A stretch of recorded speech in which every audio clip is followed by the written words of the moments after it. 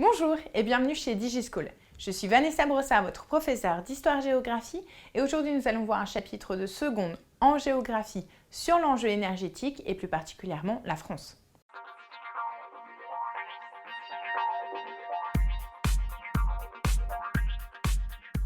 Tout d'abord, pour commencer, un petit point sur l'énergie en France. Alors, il faut savoir que le territoire est peu riche en énergie. Il avait des énergies primaires, comme le charbon par exemple, dans le nord et dans le nord-est de la France, mais de nos jours, elles ne sont plus exploitées, car elles ne sont plus concurrentielles face à des exploitations africaines beaucoup moins chères. Le pays a alors développé l'énergie nucléaire et de plus en plus les énergies renouvelables, mais cependant cela ne concerne que 6% de l'énergie en France actuellement. Cette carte représente l'énergie en France. D'une part, on constate qu'il existe de l'hydroélectricité, notamment dans le Massif central, dans les Alpes, mais également les Pyrénées et à la frontière avec l'Allemagne grâce au Rhin. Deuxième énergie, les centrales nucléaires. Celles-ci sont présentes le long du Rhône, mais également de la Loire et sur le littoral. Enfin, on peut noter qu'il existe encore quelques gisements de charbon en Lorraine.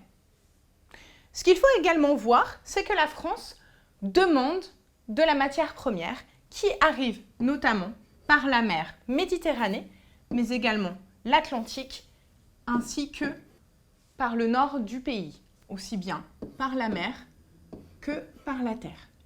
Ces importations d'hydrocarbures, ça peut être par exemple des importations de pétrole provenant du Moyen-Orient. Cependant, la France a choisi de développer plus précisément une énergie, l'énergie nucléaire.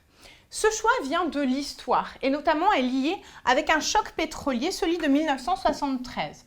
En effet, en 1973, les pays producteurs de pétrole, qu'on appelle l'OPEP, ont décidé de diminuer le nombre de barils de pétrole produits et d'augmenter leur prix, causant ainsi une crise économique. La France a ainsi choisi de diminuer la dépendance qu'ils avaient envers les pays du Moyen-Orient et donc de choisir de développer le nucléaire. Le nucléaire civil, donc l'exploitation du nucléaire pour l'électricité, s'est donc très rapidement développé. Cependant, le choix du nucléaire cause de nombreux problèmes et notamment des problèmes environnementaux, liés d'une part à une contestation du nucléaire qui se développe au sein de la population. Cette contestation, notamment, est en lien avec la pollution du territoire et le problème du démembrement des centrales nucléaires une fois leur activité terminée. C'est pour cela que se développent de plus en plus les énergies renouvelables liées au développement durable. Ces énergies peuvent être de diverses sortes, par exemple l'énergie solaire ou l'énergie éolienne. De plus, on construit des centrales solaires et on essaye également de construire des logements de plus en plus économes en énergie. J'espère que cette vidéo vous a plu. Je vous invite à vous abonner à notre chaîne. N'hésitez pas à laisser vos questions dans les commentaires et à bientôt chez DigiSchool.